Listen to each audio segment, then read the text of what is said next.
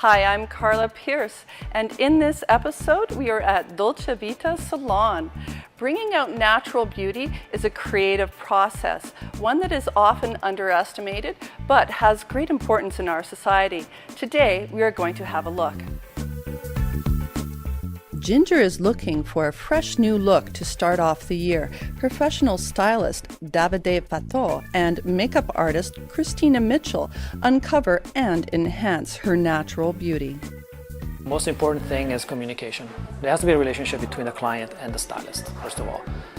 They have to understand your language and you have to understand theirs. So what's important when you do a consultation is realize what kind of lifestyle they have, what kind of things they do enjoy doing, how much time do they have at their disposal to do the hair. Well, interesting enough, there wasn't really anything connecting me to art or in any shape or form, but I always been interested about it. But I was supposed to go to university, and then I decided to take a trip to Montreal. I really enjoy the art field that Montreal offered and everything that went with it. And after getting a haircut, I thought, this is not bad, I could do this. Walked out of there, walked into a hairdressing school and picked up the flyer, and it was there from there on I started working in salons and whatnot. I found that when I was starting in Montreal, I was specializing mostly in haircutting, and I found that the art aspect of haircutting is a lot different than what I imagined. There's a lot to do with the shape, and there's a lot to do with the way the hair falls and what you want it to do. So as much as it is a very systematic way of doing hair, I just found that it was really creative because you can actually accentuate certain parts of the face with the haircutting. And that's when I really realized that haircutting is not just a business, a job. It's very artsy, and it's not seen that way in many ways, mainly because there's always something associated with income. Therefore, artists don't necessarily tend to make money. But I always found that by obviously taking courses all throughout my career and then working as an educator, I always noticed that people were always asking about creating different looks for the face and to work with the hair, the type of the quality of the hair, and that's very artsy because you work in a three-dimensional, whereas sometimes painting is just one dimension. But with a three-dimension, you have to have every single aspect and with every single angle taken care of, with the back, the sides, and the front. So it's quite creative in that sense.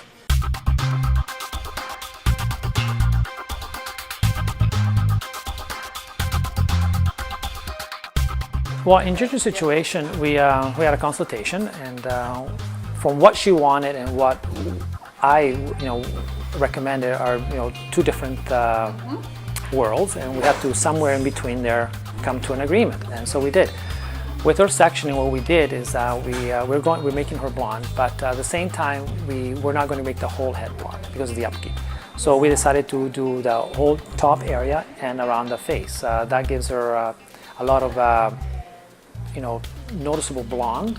At the same time, the maintenance becomes a little bit more supportive. It's feasible. So what we did, we sectioned the sides, and we went in with about a ½ inch sections and work horizontally up the head, and then we worked vertically.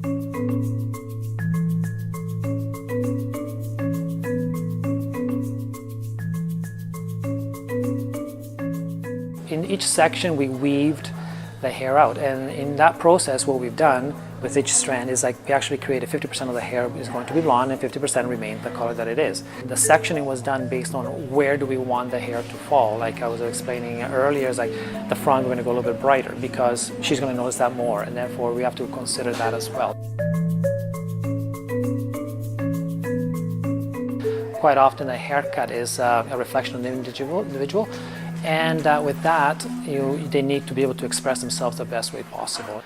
More and more people want more dimensional coloring. They want more color that really reflects their personality.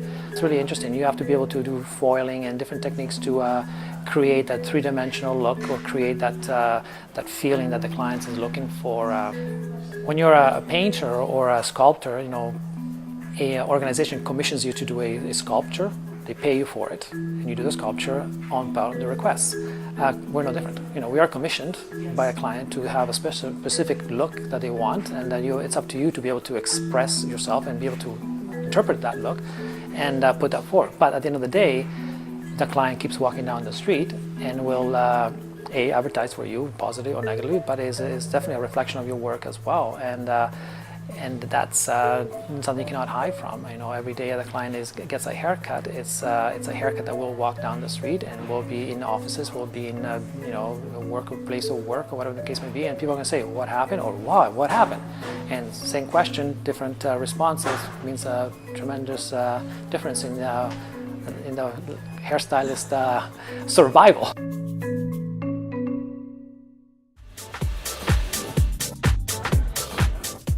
The same color applied in different ways, you get different results. So not necessarily by putting color A, you always get the same results. It's how you apply it and in which direction the color falls through. Like in any situation, if you're painting on a white canvas and you put one coat of blue, you're going to get a result. You put a second coat of blue on the same blue, the result changes, same basis. We create new colors by combining what we have, right? So it's not necessarily, what the color itself does, it's how you mix it together with other colors. I have a bit of advantage because I work as an educator for La Dolcevita, and with them I travel to France quite often to do training, and we do shows in Vancouver as well, back east, and in Calgary. So twice a year we do the trend collection. That means then we have to learn a new trend every year, or twice a year, and then reproduce this trend on stage, because I work on stage, and show other stylists what the mood, the tendencies are, and what the fashions are.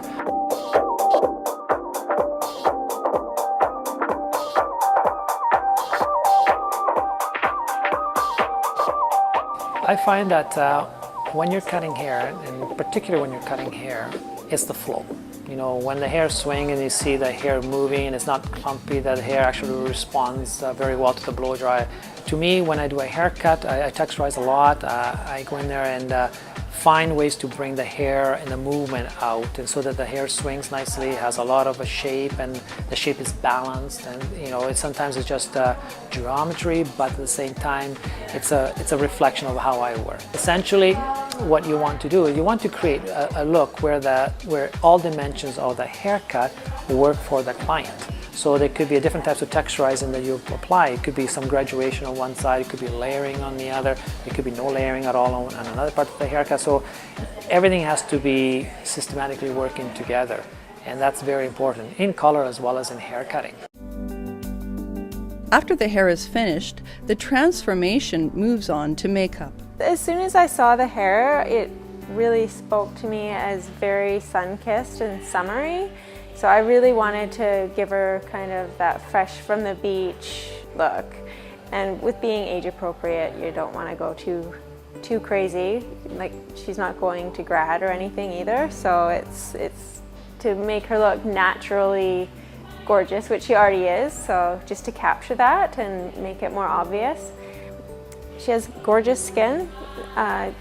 Just used a primer as opposed to a full foundation, because it's definitely not something that she needs. It would just look thick and heavy on her skin, and sometimes it can actually emphasize the flaws as opposed to hiding anything.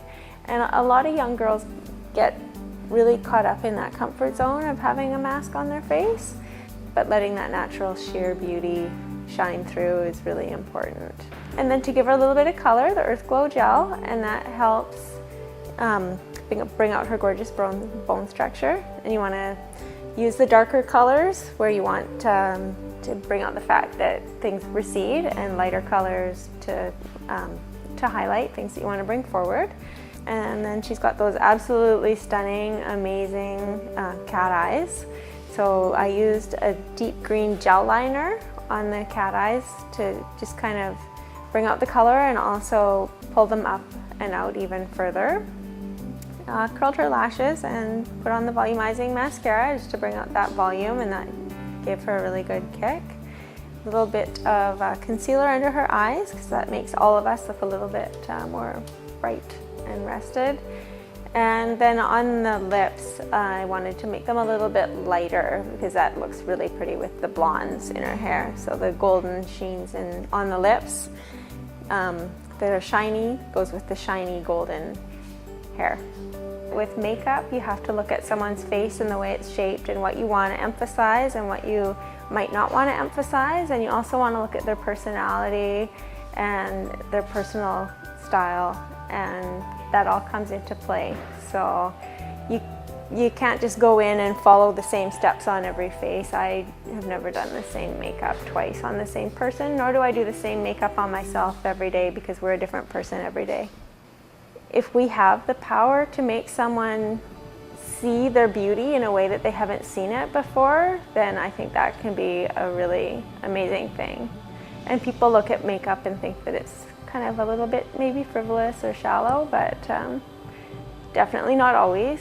I have done work on, cancer patients and stuff who've lost their eyebrows and lost their eyelashes and their hair, and that really makes them feel self-conscious, and if you can give a little bit of that back. It's not as frivolous of an industry as many people might think it is. It reflects a lot in the well-being of many of the people. There's a lot of people also, unfortunately, they have a special situation through cancer or other things that they might have a difficulty to express themselves, because now they have a bigger challenge. Through fashion, they can express themselves to at least alleviate some of the difficulties that they have. So fashion plays a tremendous role. Not just in Hollywood, it's just about every single day on the streets. Art and creativity is not limited to drawing and painting. It can be seen in many different mediums. The way we look changes all the time. The reason why hairstyles and makeup evolve is because artists are constantly coming up with new ideas.